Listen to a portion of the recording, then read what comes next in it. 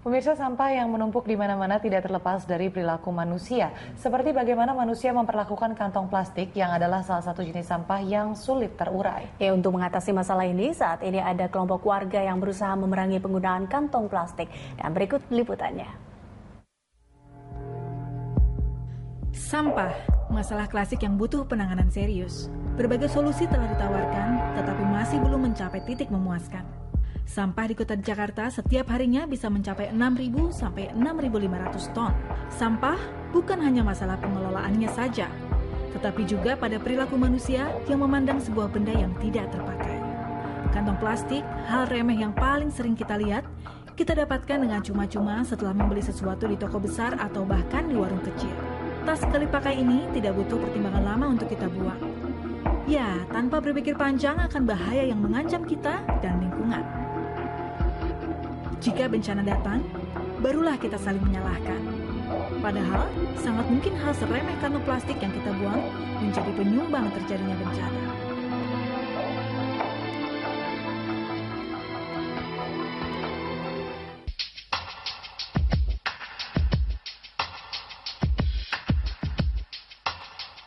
Sampah dan banjir di Jakarta membuat Tiza Mafira tergerak untuk melakukan sesuatu yang berguna bagi kota ini.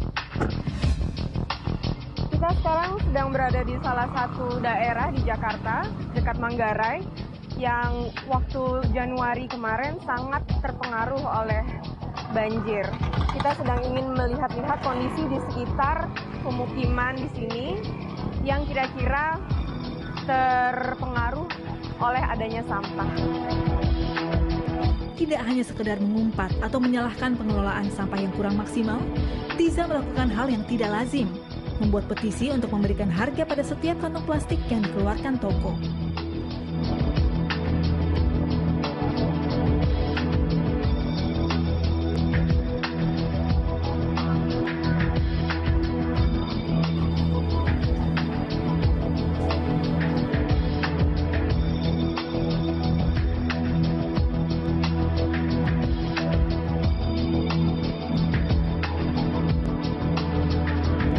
Kita sekarang sedang berada di pintu air Manggarai. Di sana terlihat begitu banyak tumpukan sampah. Tapi ada yang lebih mengkhawatirkan lagi yang saya mau tunjukkan sebentar lagi. Yuk, ikut saya. Di Manggarai sendiri beroperasi 2-3 truk sampah berkapasitas 7 ton per harinya. Pemandangan mengerikan jika sebagian besar sampah tersebut adalah styrofoam dan plastik, jenis sampah yang sangat sulit terurai.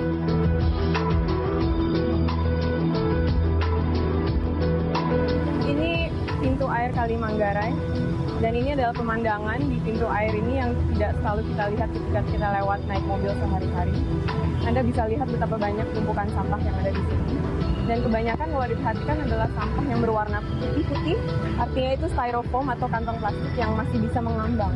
Jadi bayangkan betapa banyak sampah yang sudah tenggelam dan mengotori dasar kali ini. Bayangkan kalau terjadi hujan yang sangat lebat, kali ini akan meluap dengan sangat-sangat mudah dan menyebabkan banjir. Bersama penggiat lingkungan lain seperti Change dan Greeneration, Tiza mulai mendiskusikan masalah Pay for Plastic ini. Fokus perhatian Tiza adalah bagaimana mengurangi plastik dari retailer ke user. Jadi Pak, di sini setiap harinya berapa banyak Pak sampah yang keangkut Pak? Kalau bicara masalah pengangkutan sampah, kalau sampah ini sudah banyak di bantaran kali, baru kita kontak ke atasan, baru dia datang terang, baru diangkut. Oh gitu, jadi nggak rutin setiap kali hari datang, harus dikontak dulu baru datang? Harus kontak dulu, karena kita kan melihat perkembangan dari permukaan air. Kalau permukaan air itu sampah sudah meninggi, baru kita kontak, baru mobil truk itu datang, baru alat ini bekerja. Berapa banyak dari mobil truk ini yang keisi setiap harinya Pak? Yang isi ini ya sekitar paling full 6 ya kan, paling full 6 dia nanti ngangkut yang penuh, bawa lagi yang kosong dia balik lagi, baru isi lagi. 6 itu hari-hari surut atau hari-hari tinggi nih? Hari-hari surut. Hari-hari surut. Kalau paling tinggi? Lebih tinggi lagi, lebih dari mencapai 6. Bisa mencapai 12, 15 bak setiap hari ya? Setiap mobil tronton ini. Kebanyakan sampah yang diangkut sampah macam apa nih Pak? Macam-macam. Ini kan sampah-sampah yang tidak bisa keambil aja. Yang keambil itu macam plastik, aqua, ya kan nanti kan sama anak-anak diambil disortir kembali. Ya. Tapi kebanyakan ya plastik, sampah-sampah plastik. Ya, Bapak kira-kira tahu nggak ini sampah tuh bisa sampai di sini segitu banyaknya itu dari mana sih Pak?